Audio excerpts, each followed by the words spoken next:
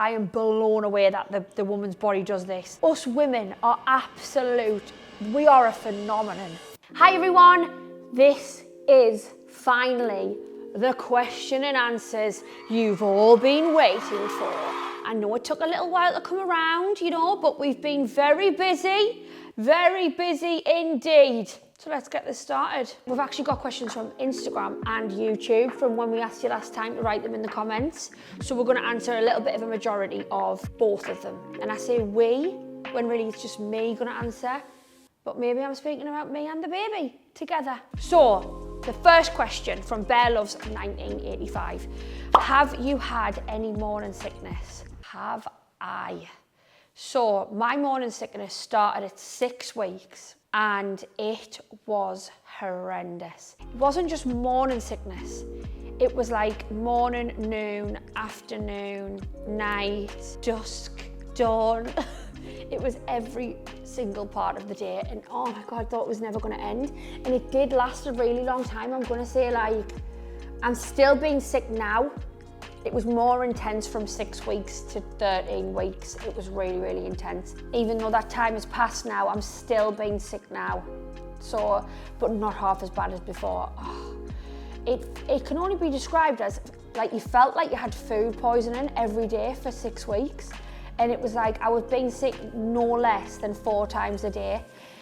And God, it's weird how it makes you feel and no one really talks about it. And it's like, and I felt bad for like feeling so ill and like thinking, oh, I'm not enjoying this. Should I be enjoying it? I feel so ill and exhausted and tired, and every time I stood up I went faint and I was thrown up like 4 times, 5 times a day. But that passed, thankfully, and now I am still being sick, but it's once a day, if that. Next question, Chantal Colburn. Have you got any cravings, and if yes, what are they? I was desperate to have a craving. I thought I can't wait to like want to eat something or drink something all the time, but I didn't. I thought I did, right? So I had drank a Lipton iced tea, raspberry, in the car on the way back from London, and I was like, oh Jake, this is gorgeous. Well, I think this might be me craving. Obviously just desperately wanting a craving. And then like 2 days later, the doorbell went and Jake had ordered 4 crates of Lipton iced tea raspberry.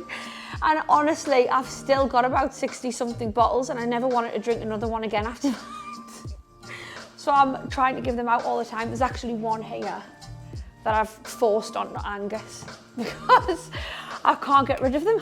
But I don't have a craving. I feel like I've got a craving and then it never comes back again. So no, I haven't had one yet. Next question, Jess Natalie X. Do you have any names in mind? I've got my girl's name and I've got my boy's name. I'm dead set on the names, I think. Definitely the boys, because it's got a lot of meaning to us. It means a lot. It's like a really special one. The girl's one may change, but I don't know. Should I tell you the first letters? No. Well, the girl's first letters are A and H. It's between 2. Actually, I don't want to tell you anymore, actually. That's as much as you're getting up. Next question. Lucy32 Blitz and Burn has asked, are there any food and drinks you used to enjoy and don't now since becoming pregnant?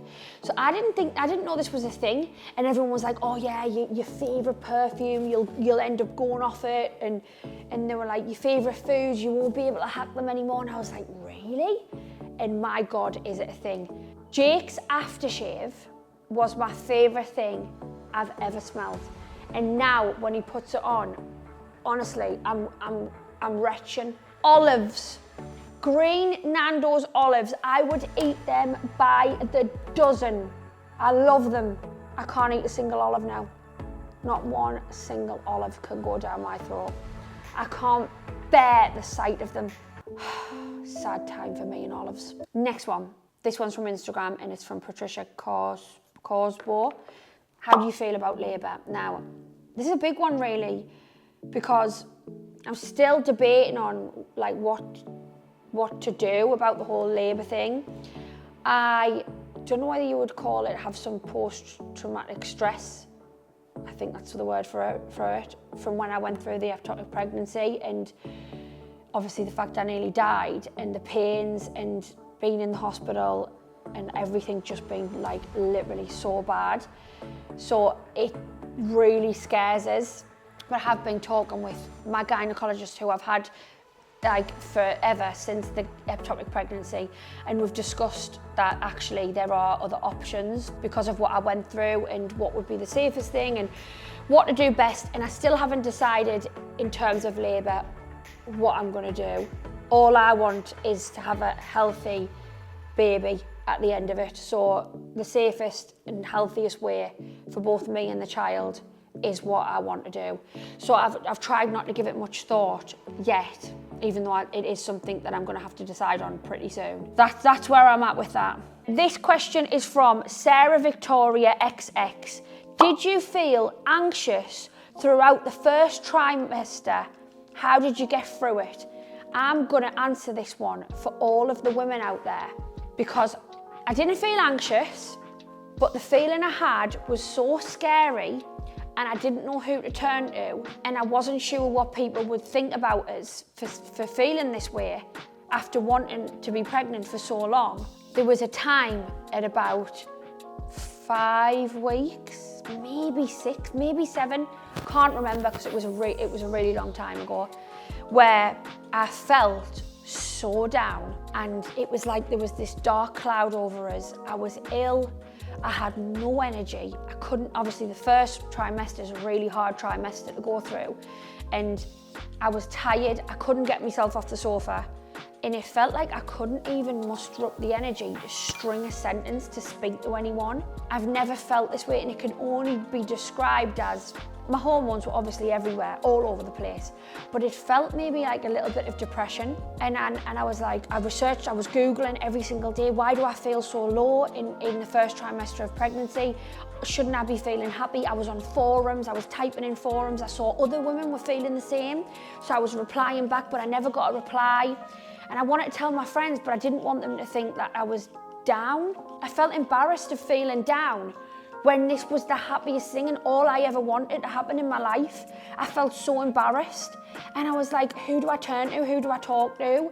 Like, is this normal? Like, why does no one talk about these feelings? Like, surely this must happen to other people. Like, it was written in the forums under accounts with no names and no pictures. Like, why does no one openly talk about this? Anyway, I spoke to a close friend of mine who also had remembered she'd felt the same during her pregnancy at the very beginning, and she reassured us, and it was great speaking to someone who had a similar experience.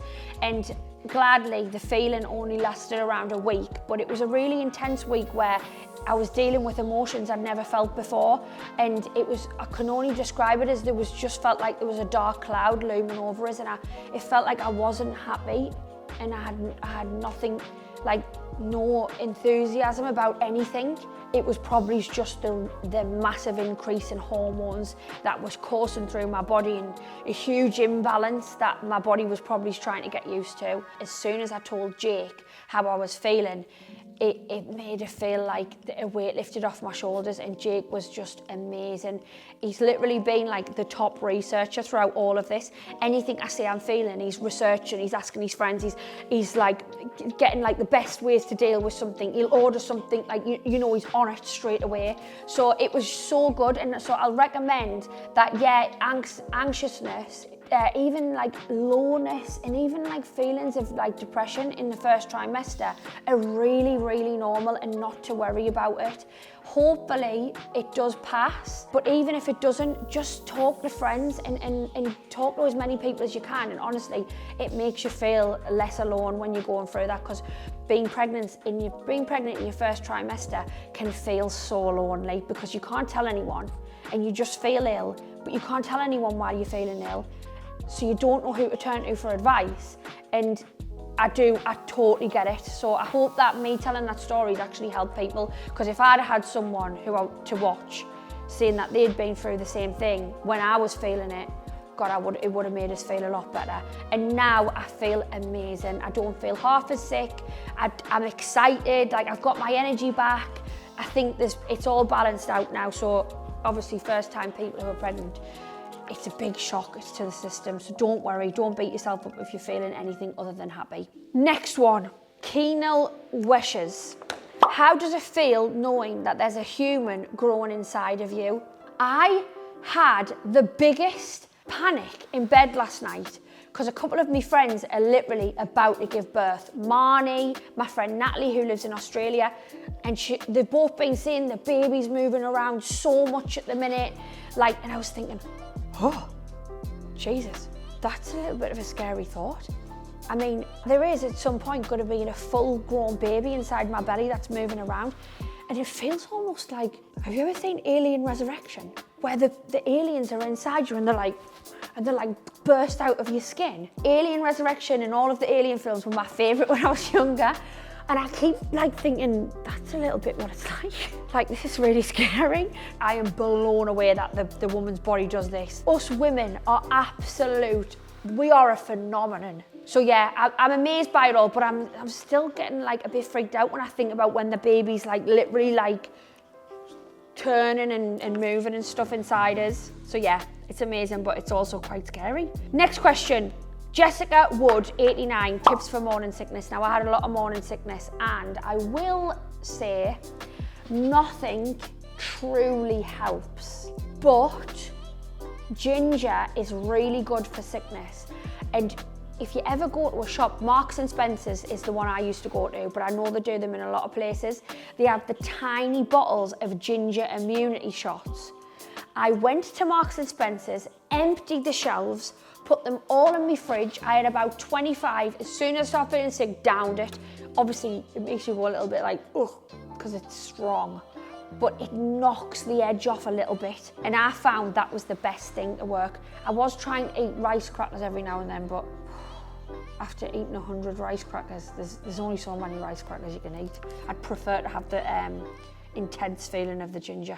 Next question, we're on to YouTube now. This is from Abigail Hamilton. Question, some would say you got pregnant quite quickly with Jake. How did you know he was the one? Sorry, I read that a bit wrong, but that's the question. I think I kind of touched upon this in the other answer. I did, you're right, I did. And how did I know he was the one? Oh, that's a good one, actually. Well, there was so many different reasons I knew he was the one. When I met Jake, I literally had a criteria list that people had to check because it just was getting beyond a joke now, all of the relationships I was getting into with the wrong people. So my friends told us, you need to write a list of what you need from a man in a relationship. And if that man doesn't fit any criteria on that list, it's a no. And don't go thinking that you can change it, because men rarely change, very rarely change. So if he's not going to do it in the beginning, he's never going to do it. So I had my list, and things on my list were does well for themselves, career driven, because I'm very career driven. I love work and I love my businesses. I love striving for more, has their own money. Not interested in fame in the slightest. So not going to use us, in other words. Do you know what? There wasn't much stuff about looks because I'm not really that much of a pretentious person. It was just mainly wants children, good family person, good morals, kind, loving, respectful. And honestly, within the first month, Jake ticked all of these boxes and showed us boxes that I didn't even know existed. And just seeing him with my family and seeing how driven he was to do well and how he treated us, and everything was just totally beyond the bar that I'd set, was beyond it, way beyond it. And we spoke about how we wanted the same things in life. And it wasn't that I wanted to rush to get pregnant so quick. It really wasn't. It was the fact that because of what I went through, I didn't know how hard it was going to be. And I just wanted to gauge, is this going to be something that's hard for us? Because if it is, I'm going to have to change my whole life plan, really. Because obviously I said 3 kids were always in my vision. But who even knows if I can have kids? And it's kind of something that I'm an impatient person. I wanted to find that out sooner rather than later. Obviously, when we tried, it didn't work out for us. So I assumed that it was going to be a lot harder, and then I was just going to let it happen in its own time. It just so happens that then it just magically happened when we weren't even trying. So we were both delighted about it, and we're both very much in love and already planning an amazing future together. So I don't think time can be a good indication of anything, because I've been with boys for men for 3 years and they haven't been able to give us one thing that Jake has given us in just 8.5 months. That says a lot. You could be with someone for 10 years, yeah, and you could still be waiting to get a ring on your finger and be unhappy and waiting for something that's probably never going to happen because this person's just quite comfortable with just riding the wave as it is.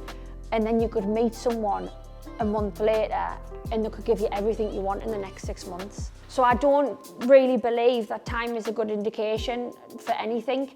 And I know people who've been with people for like 5 or 6 years, had babies, got married, and then they've ended up splitting up because someone's been having an affair or they've just grown apart. And then what has that time meant at all? I think everything happens for a reason, and this has obviously happened for a reason. I think the universe has planned this all out. Do you agree, Banana? Oh, thank you for agreeing. One more from YouTube. This is a good one, this. Jay McCarr. How is it filming the GS reunion whilst you and Marnie are pregnant? So yeah, it's been nice. It's been nice to get loads of tips and advice from Marnie, and it's going to be a very good series, so you've got something to look forward to there. Now, I think that's all the questions for now because I've actually been so open and so honest. So we're going to have to stop that now, guys, and me, Banana, and our little baby are going to go for a nice sit in the garden. But I hope you enjoyed that. If you've got any more questions, leave them in the comments box and like this video and please subscribe to my channel. We've got so many amazing videos coming.